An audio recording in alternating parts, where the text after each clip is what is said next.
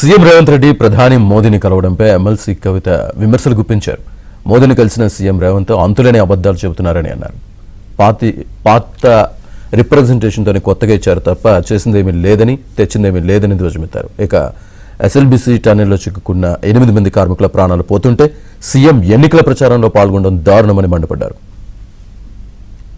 అయితే మీ సొంత ఊర్లో, మీ సొంత జిల్లాలో, మీ ఊరు పక్కనే కదా ఈ సైట్, ప్రాజెక్ట్ సైటు, ముఖ్యమంత్రి గారి సొంత ఊరు పక్కనే ప్రాజెక్ట్ సైట్. అక్కడ డిజాస్టర్ అయితే ఈయన ఢిల్లీకి పోయిండు. 8 మంది ప్రాణాలు చిక్కుబడి ఉంటే ఎన్నికల ప్రచారానికి పోయిండు. ఏం ముఖ్యమంత్రి గారండి? మా మంత్రులు బాగా పనిచేస్తున్నారు, వాళ్ళు అక్కడనే ఉన్నారు, నేను పోయే అవసరం లేదని చెప్పి ఈయన మాత్రం ఎన్నికల ప్రచారానికి పోతాడు, ఢిల్లీకి పోతున్నాడు. మరి ఢిల్లీకి పోయి కలిసేది ఎవరినయ్యా అంటే ప్రైమ్ మినిస్టర్ మోడీని, రాహుల్ గాంధీని కాదు, ఇంకోటి కాదు.